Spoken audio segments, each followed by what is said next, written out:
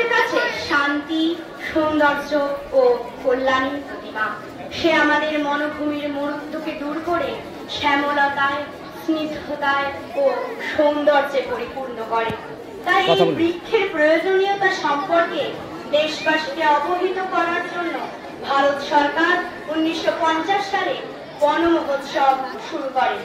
সেই থেকে প্রতি বছর 14 থেকে 21 জুলাই সপ্তাহব্যাপী সরকারি ও বেসরকারি উদ্যোগে বৃক্ষরোপণ করে এই উৎসব উদযাপিত হয়ে আসছে সারা ভারতে। রবীন্দ্রনাথ 1928 সালের 14 জুলাই শান্তিনিকেতনে বৃক্ষরোপণ উৎসব প্রবর্তন করেন। হুগলির ডানকুনিতে পাঠ ভবন স্কুলের প্রতিষ্ঠা দিবসে একটি শিশু বৃক্ষকে পালকির মধ্যে নিয়ে গিয়ে ছাত্রছাত্রীরা রোপণ করে। গাছ তাদের কাছে এতটাই গুরুত্বপূর্ণ। বোটানিক্যাল গার্ডেনের প্রাক্তন ডিরেক্টর ডক্টর দুলাল পাল একটি সার্ভেতে দেখিয়েছিলেন 32 জন মানুষ 24 ঘন্টায় যে পরিমাণ অক্সিজেন নেয় একটি বড় গাছ প্রত্যহতা যুক্ত করে। এজন্য পরিবেশ সুরক্ষায় গাছের কোনো বিকল্প হয় না। এই গাছকে বাঁচানোর লড়াই শুরু হয়েছিল সেই চিপ্প আন্দোলনের হাত ধরে। গাড়োয়াল হিমালয়ের রেনি গ্রামে গৌরী দেবীরা সেদিন গাছকে জড়িয়ে ধরে বহু পুরনো গাছকে বাঁচাতে পেরেছিল গাছ মাফিয়াদের হাত থেকে।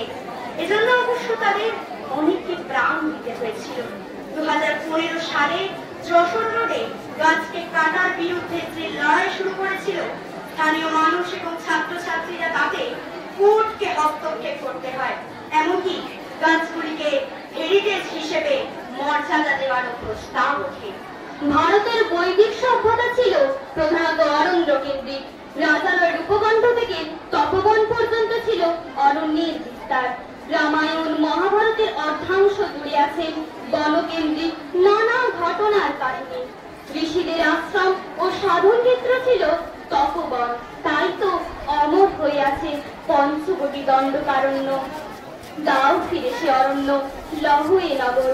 মানুষের পক্ষে হয়তো আর অরণ্যে যাওয়া সম্ভব নয়, কিন্তু চেষ্টা করলে মানুষ অরণ্যে পূর্ণ ছায়া পেতেই পারে। কিভাবে?